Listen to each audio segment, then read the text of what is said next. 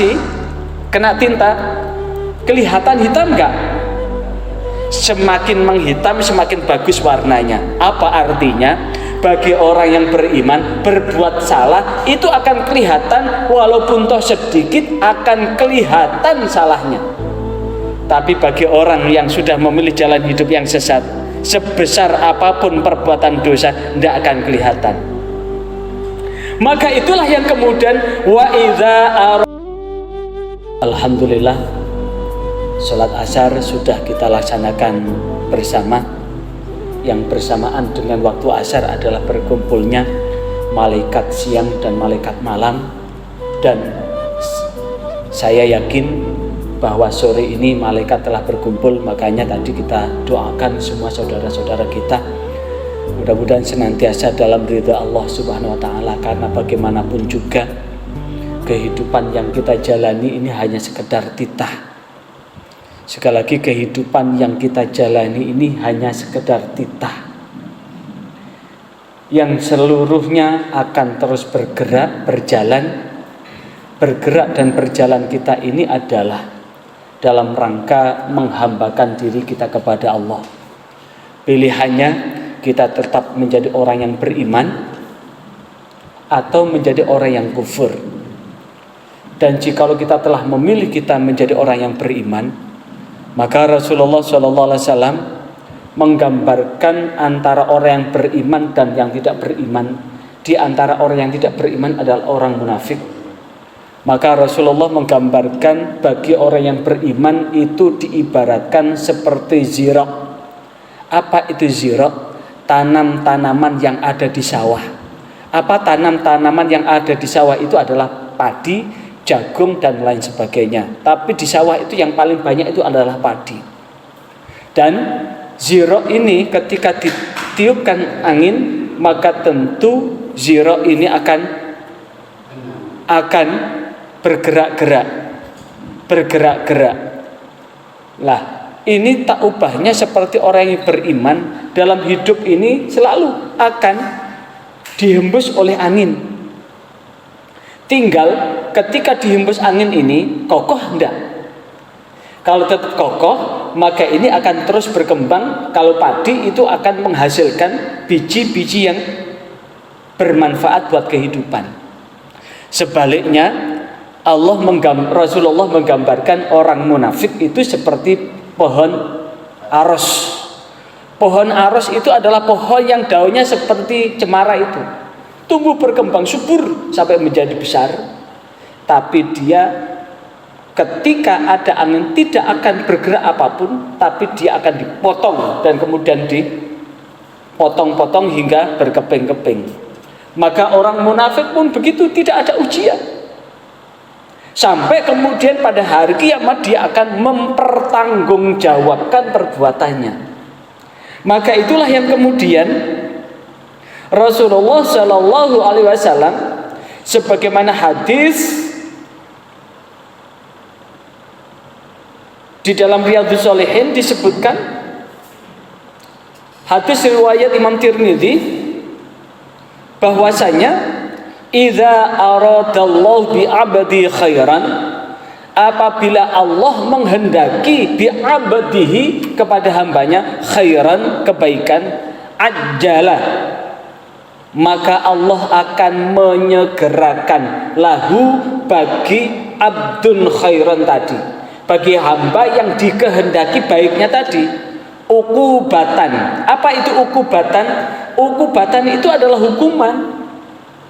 Apa itu hukuman? Sesuatu yang tidak mengenakan fitunya di dunia ini. Maka jikalau kita ini telah menghendaki sebagai orang yang beriman, maka sebagai orang yang beriman diinginkan Allah dengan kebaikannya, maka ketika kita keliru salah, maka Allah akan langsung menunjukkan.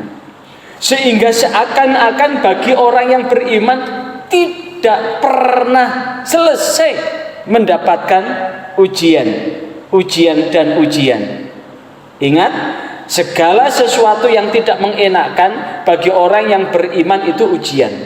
Tapi segala sesuatu yang tidak mengenakan bagi orang yang tidak beriman itu namanya azab atau siksa. Jadi orang beriman itu selalu diuji. Lah, maka orang yang beriman itu ibarat orang pakai baju memilih baju putih. Sementara orang yang tidak beriman itu memilih baju berwarna hitam. Bagaimana sekarang baju putih?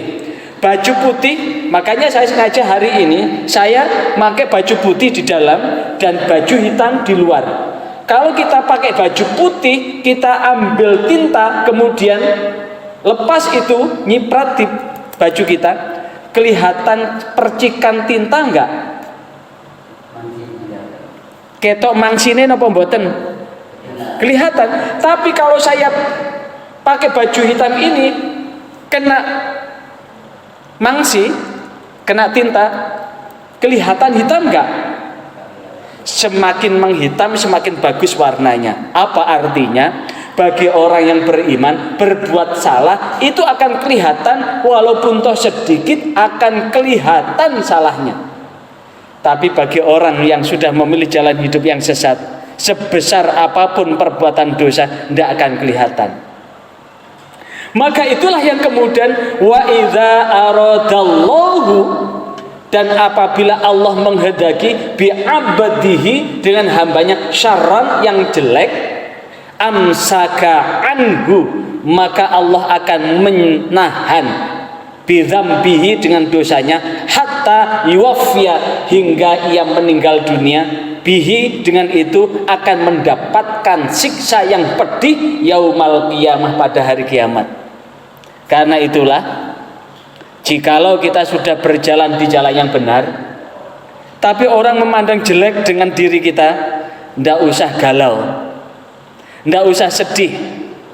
Kalaupun toh kita berusaha untuk bekerja di satu tempat dengan kerja yang sungguh-sungguh, tapi tak kunjung mendapatkan penilaian yang bagus oleh manusia, maka cukupkanlah wakafa billahi syahida, cukupkanlah bahwa Allah yang akan menyaksikannya. Wakafa bihi alima, cukupkan itu bahwa Allah maha mengetahuinya. Nah, artinya mencukupkan apa yang kita lakukan ini kepada Allah, maka itulah tanda kita beriman.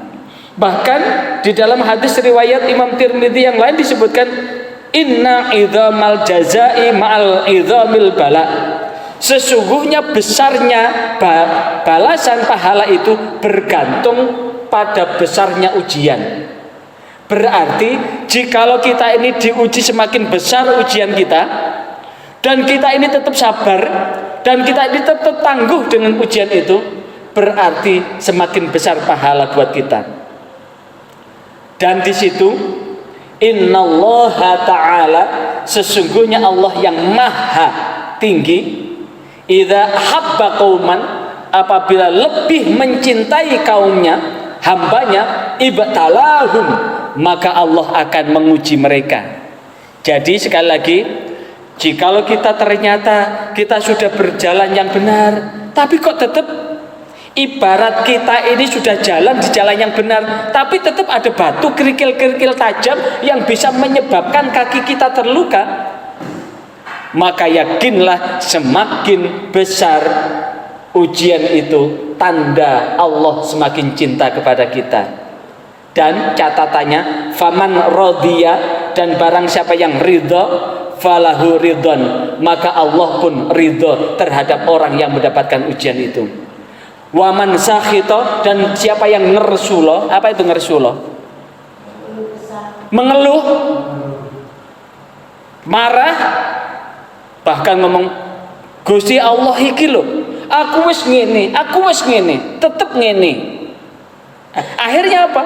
Tidak sedikit akhirnya kemudian putus asa, akhirnya berubah. Wis aku ya wis sholat, ternyata sik melarat. Wis aku poso, ternyata sik melarat. Wis antara sholat mbek gak sholat padha ae, wis gak sah sholat. Padahal semakin kita sabar menghadapi ujian itu, maka Allah semakin ridha. Tapi famawaman sakhita, siapa yang marah, siapa yang mengeluh, siapa yang sambat-sambat, falahu sukhtu, maka Allah pun akan murka. Maka apapun sejarah hidup kita yang terukir, Suka atau